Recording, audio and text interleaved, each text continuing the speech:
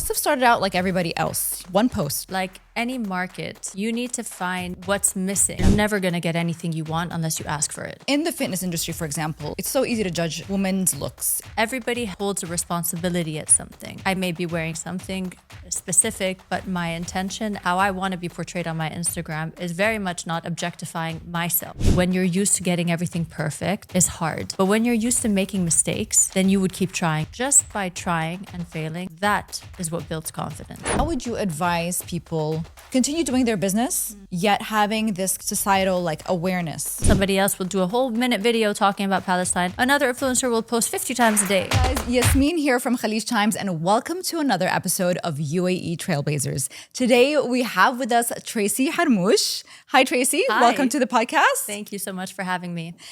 So Tracy, you are a content creator, you're a podcaster, you are a fitness influencer, and now I would say you're like a serial entrepreneur. But when you first started out as a fitness influencer, you must have started out like everybody else, one post. Mm-hmm. How did you manage to stand out in a niche as saturated as fitness on social media? Good question, because it is absolutely true, actually. First of all, I want to say thank you for having me. It's an absolute pleasure, and thank you for the introduction. But yeah, so fitness is saturated, but like any market, you need to find what's missing. So it's not so much about the industry being saturated as much as it is what can you find in that industry that someone else isn't offering, whether it's a service or whether it's a viewpoint. And I think from my perspective, I always showed my progression, especially from completely being out of the fitness industry, being in finance random, and then leaving finance after such a long time. And then I'm like, okay, now I'm starting this new industry.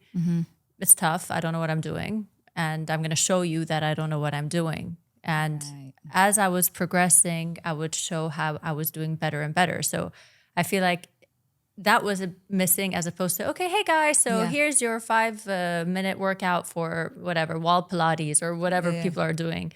I think that was it mainly. People were amazed or impressed with the idea that, okay, wow, she didn't know what she was doing 2 weeks ago and now she's a bit better and I'm going to follow through with that. And that's, I guess, how I pretty much grew my page, by people wanting to see how I was progressing along the way. And that's very relatable, because I remember that you had some posts about you trying to do a backflip, and you showed us how, it was like one day, it was like you starting from nothing. You couldn't do it. And then, the progression of that. So I think that's what people look for. Yeah. Something relatable. And I wouldn't so much say, it just so happened that my journey on social media started in fitness, but I never really labeled myself as a fitness influencer. It just so happened to be the light that I was using to shed light on something much more important, which is the value of discipline, the value of sticking with something, the value of repeating and failing and going again, and progress. And I just so happened to do so in the fitness world because I had time on my hands at the time. And I wanted to do something different in terms of a career. Yeah. And I just started posting about fitness. But now that I've progressed with my own goals, I do the same I have the same sort of message, but it doesn't necessarily fall under fitness. It falls under starting a business for the first time, partnering in a business, having a product, starting an app, all these little things that have nothing to do with working out per se. But it all has the same message, which is test your boundaries, try something hard. It may be difficult, but you will be able to progress and see progress and feel good about yourself if you keep going at it, And that's fascinating, because I really want to get into that, because the mindset is a little bit similar, right? So it's you have the same kind of values, but it's like as if you're kind of pushing them in a different direction. You're using them for a different channel, I guess. So, but just when you were starting out, it's also hard because in the fitness industry, for example, it's so easy to judge a woman's looks. It's just out there. Anyone is allowed to say she looks good, she looks bad, she's hot, she's not. How did you deal with being under that microscope? Look, there's a lot of, you're right, women are put under the microscope. But I feel like everybody holds a responsibility at something. And my message was quite clear that I am showing strength, I'm showing a mindset, and I may be wearing something specific, but my intention and my portrayal of how I want to be portrayed on my Instagram is very much not objectifying myself. So if I'm not objectifying myself, which some people will do, and to each their own, but I am not objectifying myself. My purpose is not to show my body in a sexy way. My purpose was actually to show you how strong I can be doing this exercise. So I feel like because my intention was set, it was easy for me to steer away from feeling objectified because I wasn't trying to objectify myself from the get-go. And then if you get one crass comment here and there, I'm like, okay, whatever, because I know what I was doing. I'm not purposely wearing something to provoke. I'm actually just focused on showing strength, showing discipline, showing so-and-so. And most people, because you can't please everybody, most people would see exactly that. And there's such a power in that because when you get that comment, you're like, you know what? I know the intention behind that. I know where I stood. You don't need to, so it doesn't faze you as much, I guess. No, it doesn't. And more so, I mean, the mistake happens when women put themselves out there, objectifying themselves. And we know what that looks like. Yet when people are commenting on what they are wearing or how they're looking or calling them sexy or whatever, then they act surprised, like, what do you mean? Why are you saying that about me? I mean, did you not know? You know that that's what you were doing. I mean, we're not dumb. I'm a woman. I know when I'm trying to do it and I know when I'm not trying to do it. So, I mean, it's just good to have your intention. And if that's your intention, that's the attention that you want, then by all means go for it. But don't act surprised if you're getting attention on something that you were pushing from the get-go, 100%. Or if you look at your engagement rate or whatever, and then your numbers are all 90% men. So then you're obviously, can't sell them products that you want to sell them. Absolutely. So let's get into the mindset a little bit. So there must have been a mindset shift for you when you were doing your content. I'm sure then that's when the brand deals started coming in and you started being comfortable being a content creator.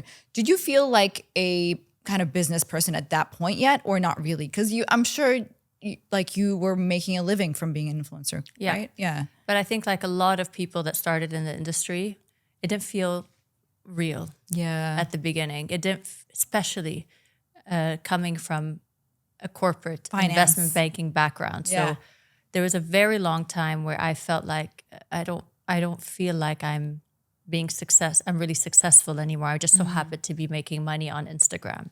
That was at the best what I thought. Yeah. But there's a very big difference between making money on Instagram, which a lot of influencers remain as such. They are people who just so happen to wait for deals, promote a random product, make some money, versus twisting it or adding a layer on top of it, learning the industry properly, learning who the brand you're working with is properly, what their values are, what their key message is, and then thinking to yourself, how can I push this kind of activation, this kind of message that's in line with my brand? Because by then, after a year or 2 or 3, you should have your own brand. You can't just be like, I don't even know what my brand is. I'm just waiting for some random deal, whether it's aligned with my brand or not. I think that is the way. That's when you become complacent or, basically complacent in your job, like any other industry. So the right way to do it is to see yourself as a brand, to build on that brand, to say no to the brands that are irrelevant to you, even if they're going to pay you, and to add value to a brand and ask where that brand can add value to you and maybe business partner as opposed to, okay, let me promote your shampoo. No, think of a partnership like, okay, listen, this is what your brand is. Well, how about we do a big activation, a big event, and then we could kind of collaborate on that event. And you're thinking business. You're not thinking, okay, just pay me to promote your shampoo. Yeah. Who taught you about that? How did you know about this? Were there people who were helping you along the way? I would say a lot of it was, I have influencer friends that were doing it before me who guide me till this very day. I would ask the questions. I'd call Karen Wazin, one of my best friends. I'd call Dana Hurani, another best friend. Yeah. They have very different strategies. Dana's more niche. She's more selective. Karen is more mass in terms of her following, in terms of the people that follow that relate to her. So I find myself somewhere in the middle. And there's a lot of advice I would get from people that have done it before me, which I think is super important. Surround yourself with people that do what you do, that you aspire to kind of follow in their footsteps or do what they're doing. So in that regard, yes. But then I also brought in a lot of my skills from business, from where I used to be, in terms of thinking with a business mindset. How could we scale? How could we do this bigger and better? Yeah. That's more of my strength. And a combination of both, like, how do I price? Is it right to say no to this? Should I kind of be in an editorial now? That strategy in terms of positioning, I'd ask my friends. But how to scale it more into like a business, I think it was a live and learn. And just being fed up with just randomly waiting for a brand to pick me.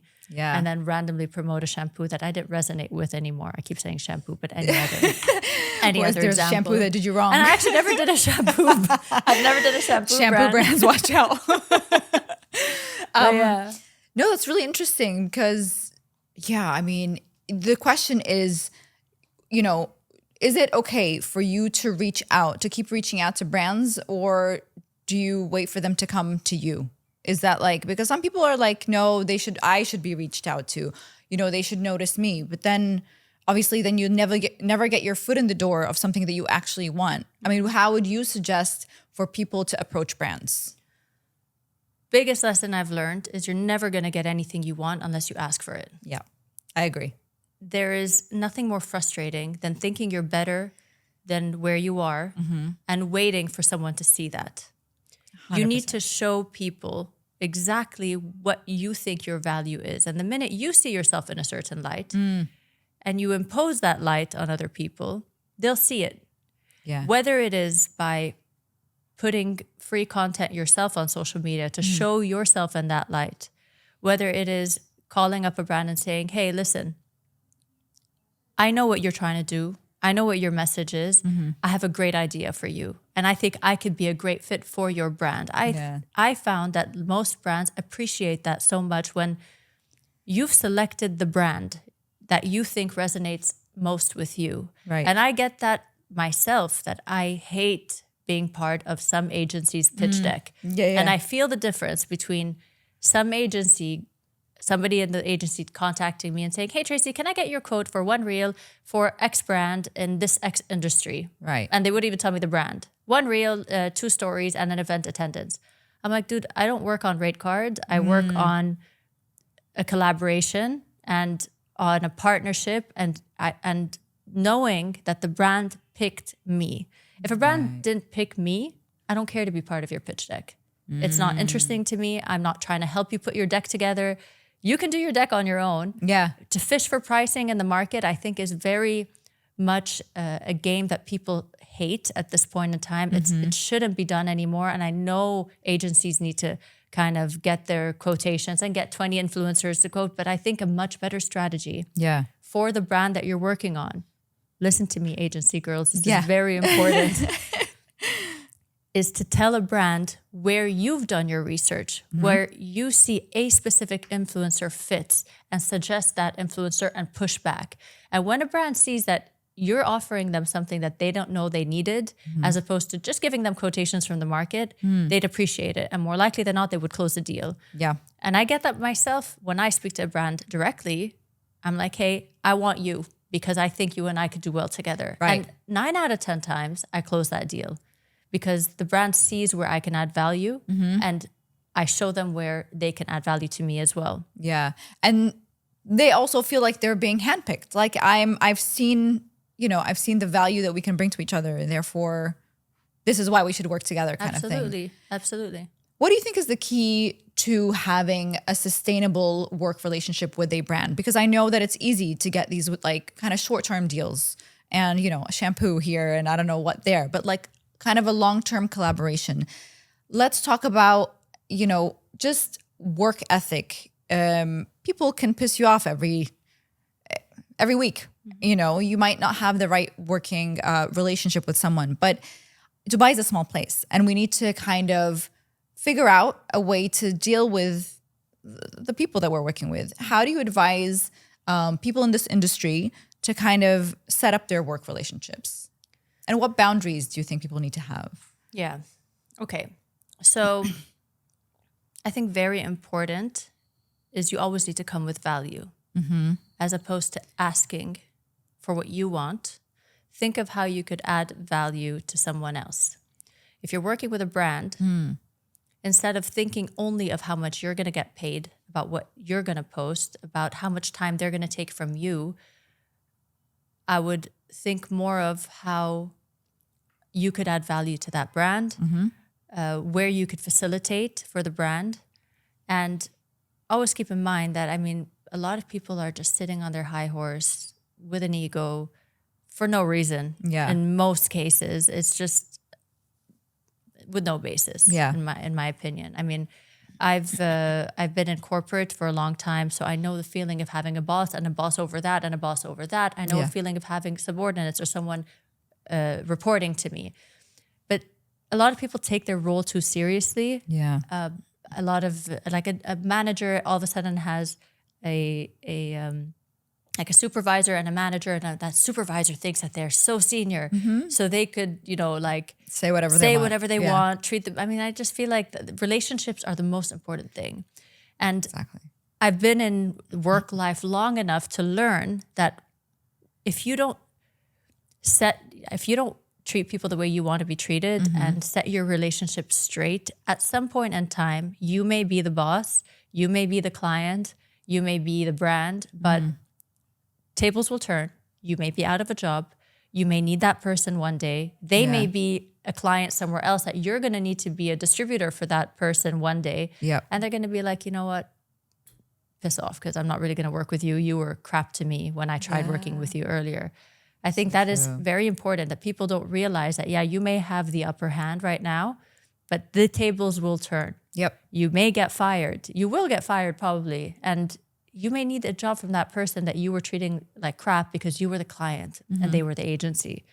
Always keep that in mind. I think that's the best way to navigate relationships. And if you want your clients to come back to you or a brand to come back to you, be pleasant, be firm, know what you want. Obviously, don't be a pushover, but be pleasant. People don't want to work with people that are not pleasant. 100%. That's the most important thing. And no matter how many followers you have, no matter how much impact you have in the market, there's someone that will replace you tomorrow. No, I completely agree. And there's that kind of age-old saying, cliche of people will forget what you said, but they'll remember how you made them feel.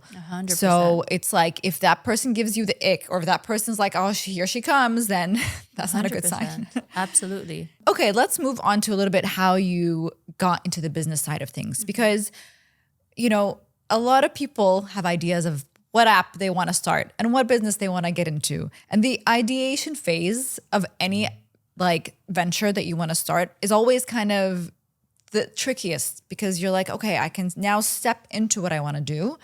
But at the same time, this is a scary road right now, because if I step in and I drown, then everything that I've worked for is gone. And I'm going to quit my job and my family needs to be fed and everything.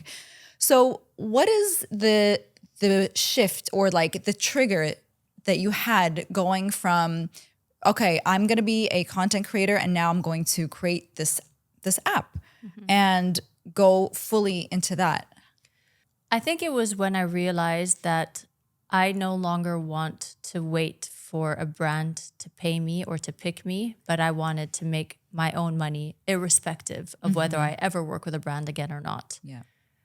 That was pretty important to me, that I would create a business that's mine. Yeah. That should there be an off season, should summer hit, should brands not care about my platform anymore, I could say, you know what, I'm completely fine. Yeah. And when I started with the app, I realized, okay, I could do more. I have the time to do more. I don't need to focus on being responsive to brand collaborations. If they come, they should be a plus. But my biggest advice to anyone in social media is, do not stick around waiting for a brand to pick you and have that be your job, because you may lose the page. Instagram may not exist one day. You need to have something to fall back on. That was the lesson I've told myself. Every single one of my friends did the exact same thing. Yeah. They were making a killing and are still making a killing, yet they know the importance of having a business that's running because this phase will not be there forever. And another influencer will replace you one day. And your growth journey should be business. Right. I mean, no matter what, it should be a business, a product, something that matters to you that is outside of brands picking you to promote them.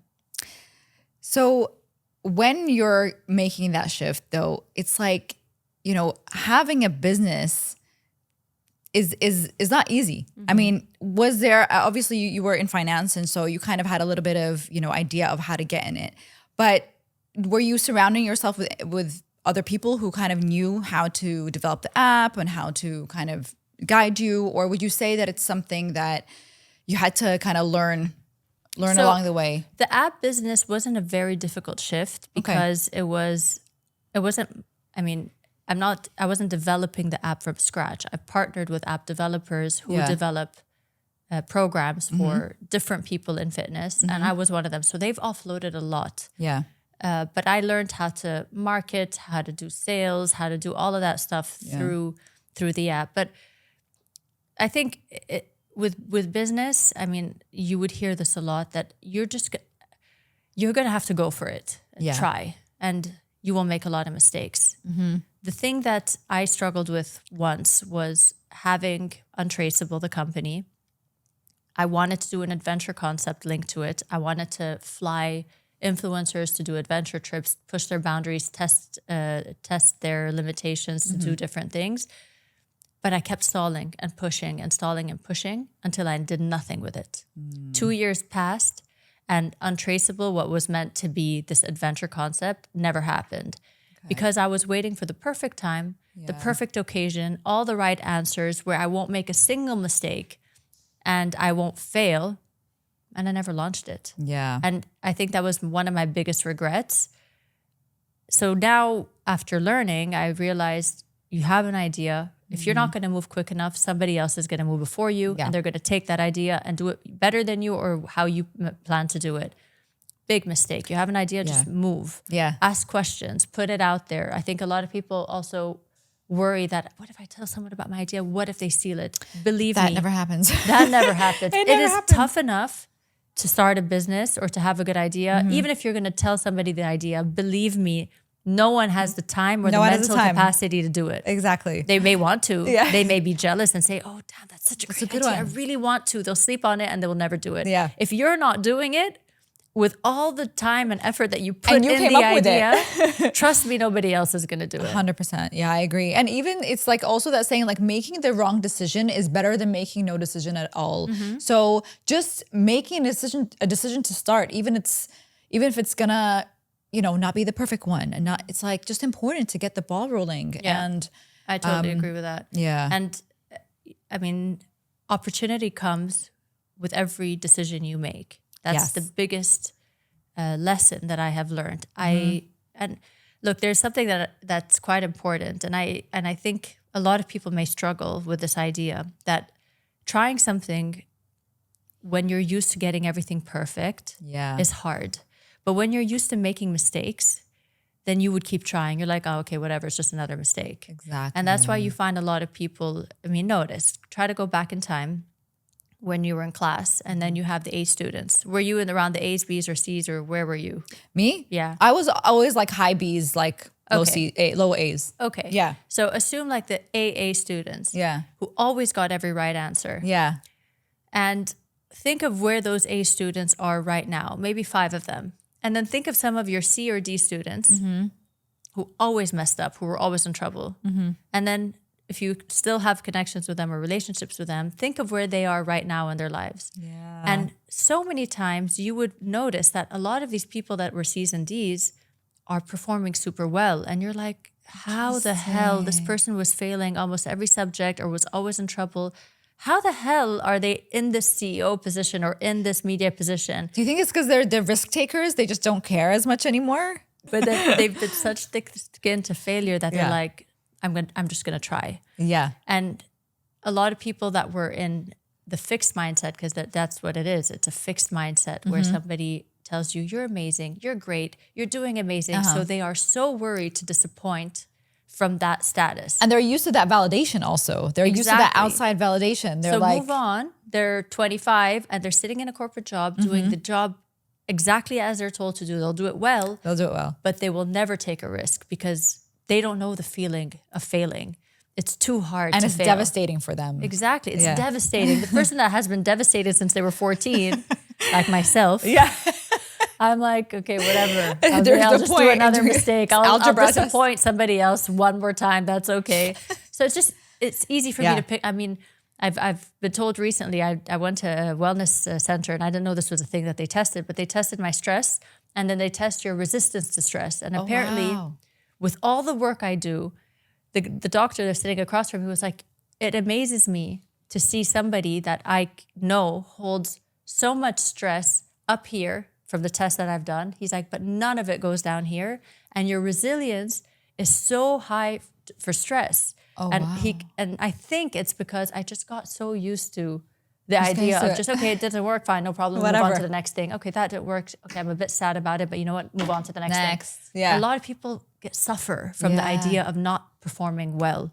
And I think I'm safe in that regard, I guess. It's because I just keep trying. I keep trying, you know? It's important. That's amazing. I mean, that's great advice for anybody who wants to start something.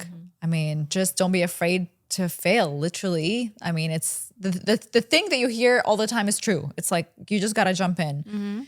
And it's not just for work. It's also for training. It's also for traveling on your own, going on an adventure. Just try it.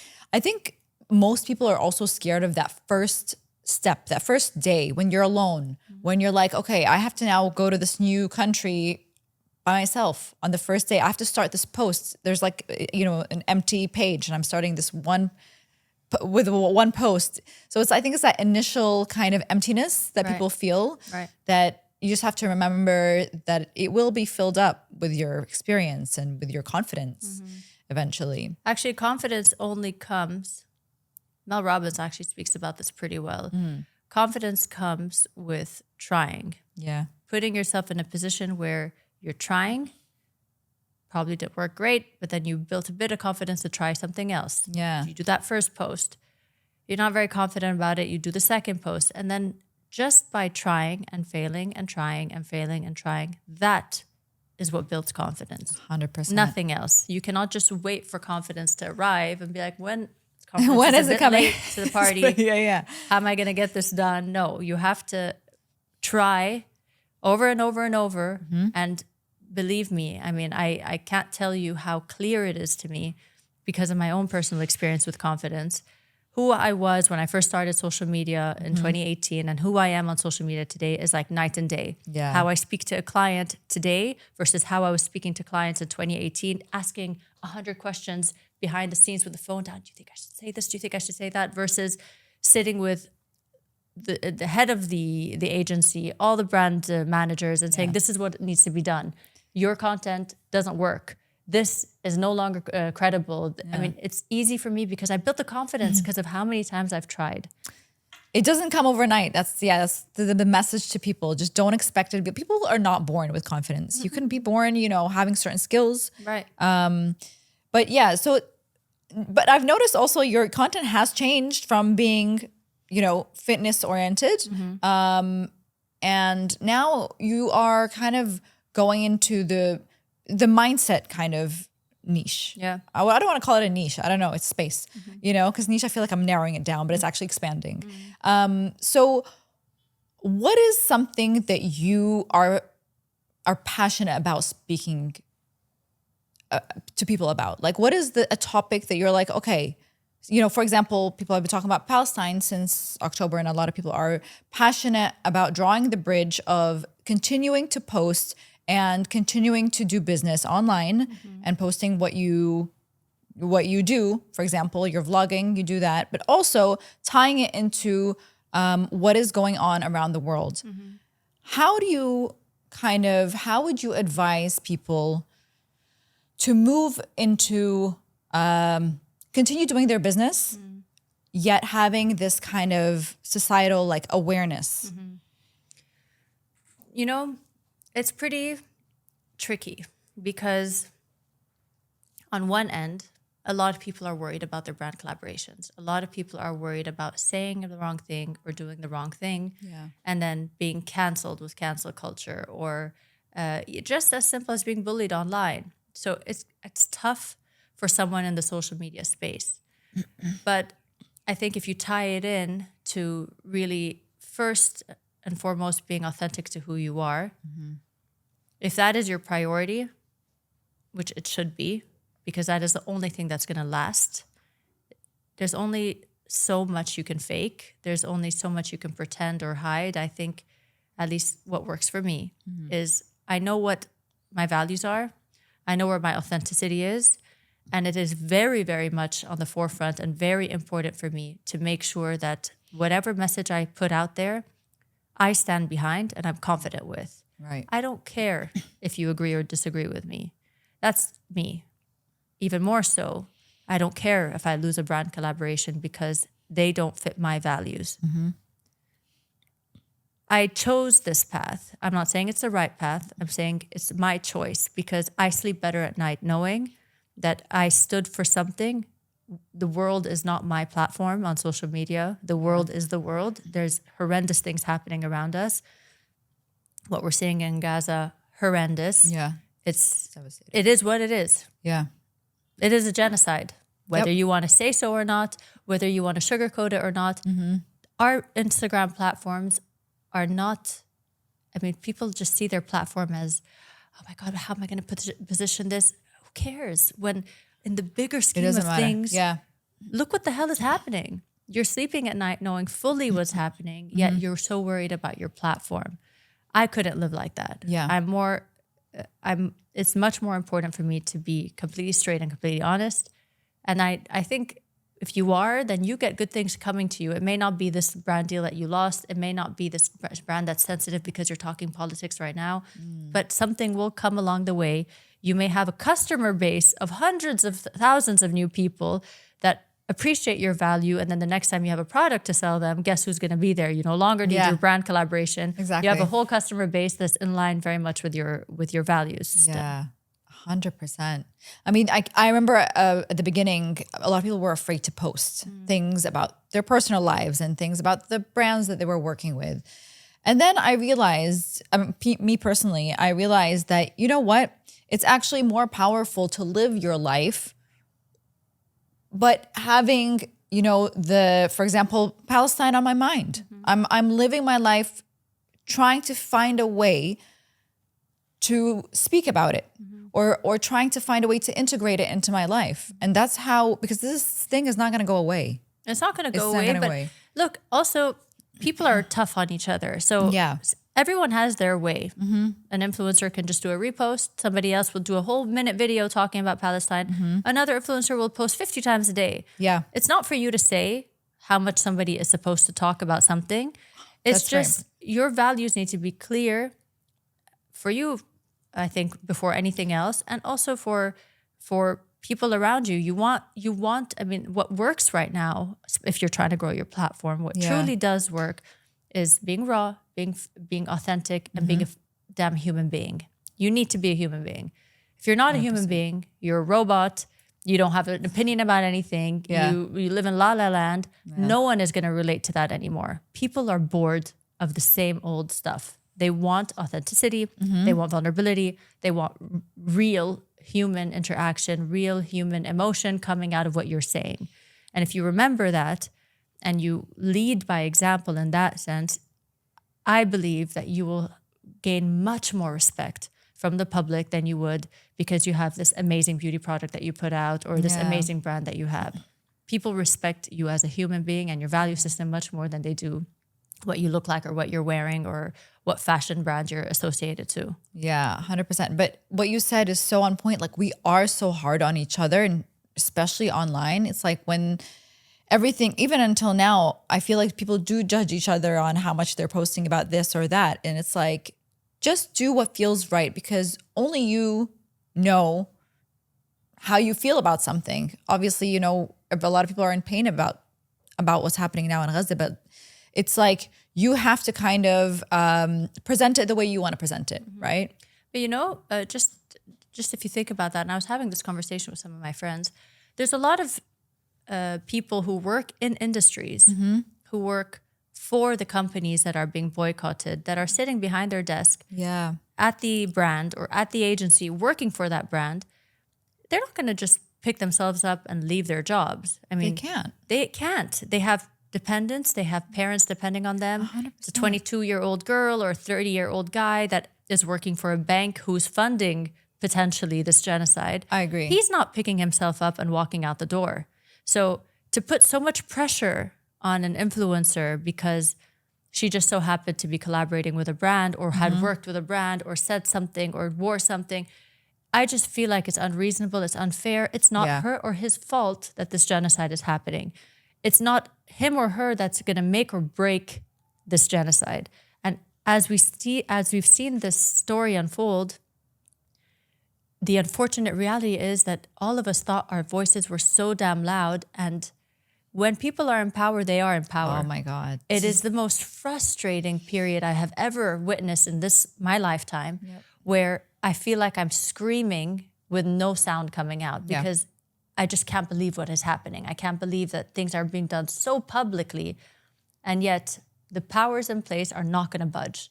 That is the unfortunate truth. So to get your frustration, which I'm frustrated as hell about, but for people to get their frustration out on some random influencer because she just so happened to be in association with or did something, but she's just trying to get paid on something. I just think it's unfair. Maybe it's everybody's duty to boycott where they can. I agree with that, but don't tell people how to be or what to do because you're not telling your husband to leave his finance job. Exactly. You're not telling this girl to leave this brand because they're associated or they're on the boycott list. Yeah. They're sitting on their desks quietly. Maybe they don't have a platform, but they're quietly working. And why should he or she lose as well as everything as they're trying to take care of, They're trying to take care of themselves. So what, to lose in that situation? It's so crazy. And I also think about it like nothing is lost, right? So basically if you tell somebody, by the way, you're working for XX company is, by the way, they're funding this genocide. Okay, cool. They know about it now. And for the next job they're going to take, they're obviously going to be aware for who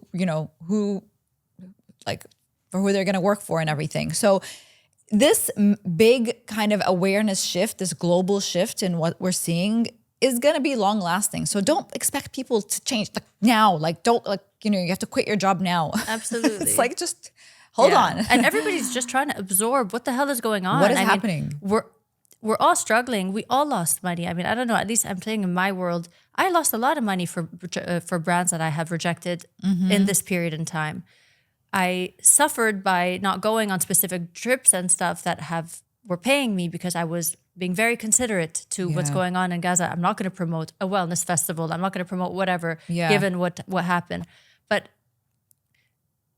people are suffering as well. People are trying to absorb and acknowledge what the hell is going on. So to judge someone for holding a job or holding a position or holding whatever, it's just not the fight right now. Yeah, this is not the fight. Why are we projecting and going against each other when we all think the same? We all have the same value system. We believe the same thing. Right. We hate the same genocide. Let's project in the right way. Let's speak to the people that are in power, boycott where we can push to higher, when people are putting petitions up to the people in power. This is maybe something more important than, why don't you post today on Instagram about this genocide? Yeah. I just feel like people are projecting and everyone's frustrated, and I understand, but it's just not the right thing to do. Like you said, I think channel it in the right direction. Yeah. Choose your battles. Not everything has to be a fight. Not everything should bother you. Just do your own thing. And if you want to speak out about it, do it. You have your platform. 100%. So you also have your own podcast, What They Don't Tell Us. And I love the name, by the way. It's kind of like, oh my God, what don't they tell us? You just kind of want to know what is going on. And tell us a little bit about what you mean by that title. What's the theme? What's the niche? Okay. What They Don't Tell Us started because of my personal interest in having a growth mindset. I always say that I will forever be a student. there's so much to learn and know. Educating yourself is so much more fun when it's under your terms and on the subject matters that matter to you, as opposed to in school, which I used to hate. When it was shoved down my throat by some middle-aged instructor or teacher that did it her way or his way. I do it my way, the way I see fit. And I like to bring guests on board that will kind of open your eyes to the life skills or life lessons that you should have learned back in school before many other subject matters, but haven't. Right. And what they don't tell us, the idea is to shed light on that. What should you know today that would help you get ahead in business, in your relationships, in in how to network, in figuring out about trading and crypto, and I mean anything that could kind of be of value to you in therapy. And I mean, I try to touch on almost all subject matters to make sure that people that I bring on board are talking to you about not the end result, not how they got there, but what don't they tell us about the journey towards that, or the life skill that you need to get ahead.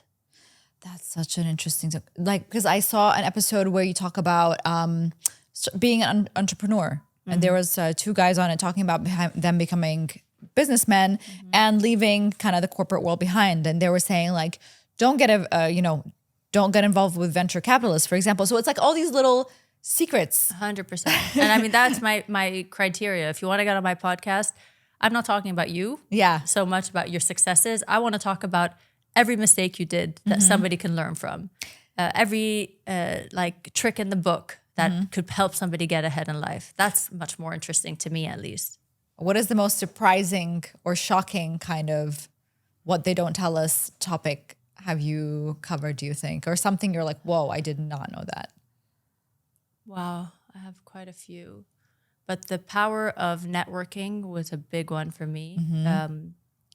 A lot of us tend to label ourselves as introverts, or I hate being so salesy, kind of falling under that umbrella. But you'd be so surprised, I mean, from what I learned from that podcast, how much of a network we all have, but a lot of us just don't have our eyes open to it, and how much opportunity is all around us, but our eyes are not open to it. And the mistakes that we've done in terms of networking, that was very much of us asking for what we want versus what I learned and I just mentioned earlier, versus adding value to someone else first. Yeah. And if they come back, which they will eventually, but when they come back because they're going to add value to you, it comes in due course. The worst mistake you could do for networking is to go up to someone and say, hey, I need this, by the way, can you help me out?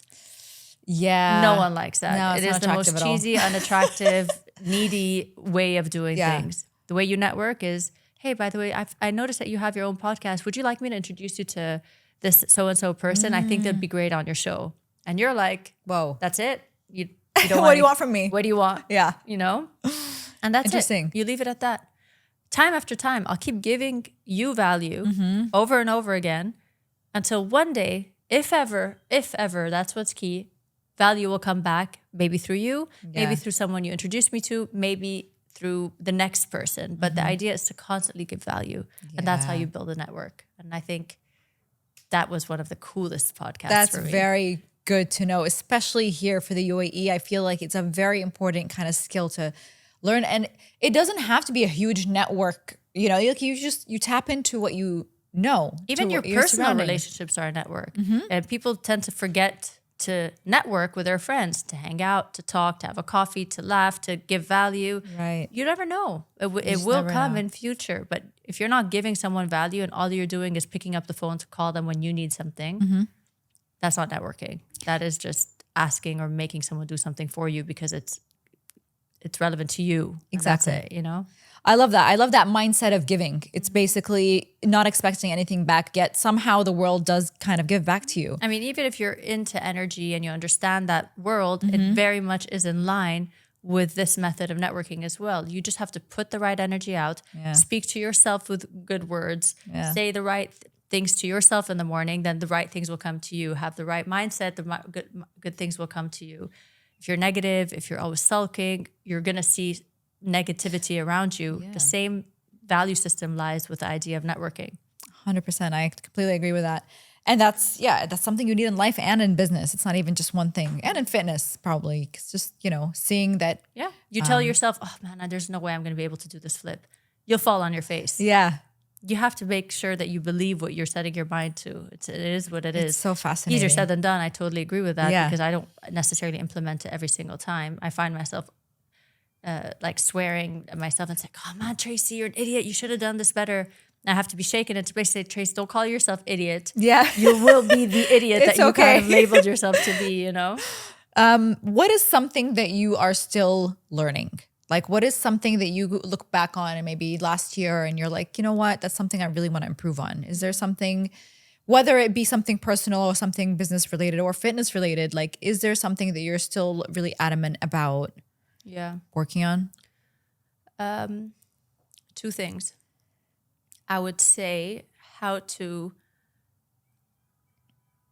really work on a proper sales funnel. This is something that I think is a skill that could translate into anything. If you know how to give your customer exactly what they need and you know how to add on top of that, you'll be able to upsell from there. You'd be able to grow that network even further or that client base even further. I mean, that skill I'm trying to really focus on doing because I always tend to think that, oh man, I hate doing sales. I hate doing sales, but sales is business. If you're good at sales, you could sell anything. And good at sales, the misconception, similar to networking, is, that's such a salesy person. But if you're actually good at sales, you're not really selling anything up front. You're not like, hey, listen, this is my product. You want to try it? You're selling the brand. You're selling yourself just by conversation, marketing in public and selling in private. You market in public, you sell in private. And if you're able to kind of narrow down that skill, you could build loads of subscribers on your app, for instance. You can get loads of potential customers for your product, for instance. That's one. And also money management. Ooh, yeah. And I'm working hard on it. Not that great at it. Yeah. Yeah. I'm working on it. Okay. Yeah. It's okay. You'll get there. Okay. Plans for 2024. I know that you have a ice cream company now. Mama Booza. Mama Booza. Is there, do you have, tell us about your 2024, how you envision it. All right. I plan Mama Booza. I'm going to take this really big. I'm so proud of this product. It is honestly, it's my first actual product. Yeah. I have a service, but this is my first product. And it's just so fun when you have a product and you have full control over the recipe, over how you're going to brand it, the message you're going to put out, the marketing. And our team is just so great. Everybody works super well together. And we're already starting to get a lot of requests in terms of, can you put your ice cream brand in this restaurant? Can we franchise into this country? And I'm like, dude, we just started. So that is just so exciting that you have such like a silver lining so early on. So we got really lucky with that. We're very proud of it. Fifth Kind Productions as well. As you know, Fifth Kind Productions started initially as Heidi's Brothers, which is a creative production house. We expanded into many more directors on board. We produce content for brands. We kind of got sick of mediocre content. Me being on the influencer side and my husband being on the business and his brother being in the creative, and then the three other partners that we have that are working with us, we all decided that, look, we need to make content cool again. This is just unacceptable. Such cheesy content out there. That's true. Influencers just want to get paid. Brands just want to close their budgets or just want to get this campaign out. And no one's really focusing on making content on the quality. So cool. We need to have, I want to be sold to, yes, but I want to get sold to in a witty way. Like, entertain me, make it cool, make me remember your ad. And because we've got this bunch of creative team that are so good at it, and then we have an eye for what works and what doesn't. I have a physical eye on what customers are reacting to, how they like to see a certain brand be portrayed. What works? The humor works, emotion works, something, tears work, but some sort of emotion or some sort of wit. Okay. And if you lose that, I feel like you're just wasting your money as a brand. And influencers are just rolling in cash, maybe cash that they don't necessarily deserve because that brand didn't really translate on their platform. Yeah. It's really important. We're very passionate about that. So we decided to put Fifth Kind together. It's a creative production house. So that we're working on pretty interesting projects this year. And I'm going to do something in the wellness space. Okay.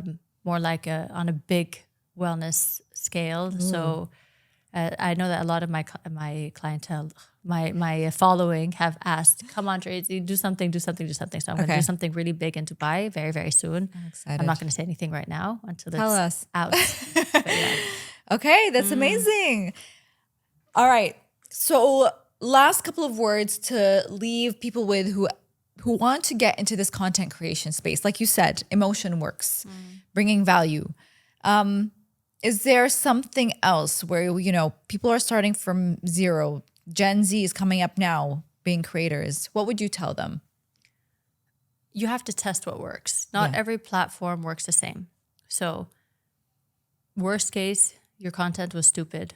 Delete it later on. That's totally fine. But if you're not going to test what works, like for instance, Mama Booza, what the content I'm putting out on Mama Booza is completely different to the content that I put out on my public account. Yeah. It's completely different to the content I put out on my app account.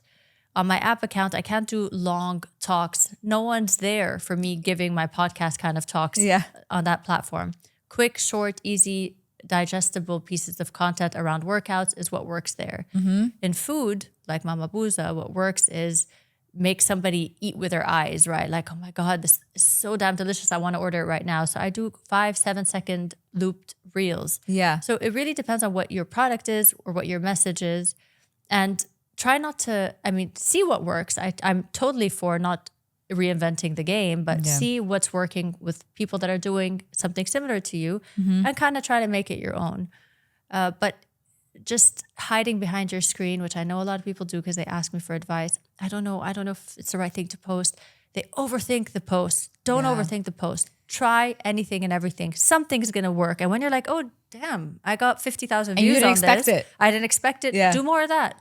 But you're never going to know unless you try. 100%. What your audience wants. That's at the end what you're doing. You're entertaining people on your page or you're trying to sell a product. You want people to for it to resonate. And the only way you're going to find out is if you try, which is the theme, I guess, of this talk, that you have to try. No, that's great. That's great advice to end with. Thank you so much for being here today. Thank you for having me. And guys, if you like this video, do like, share, subscribe, and we shall see you on the next one.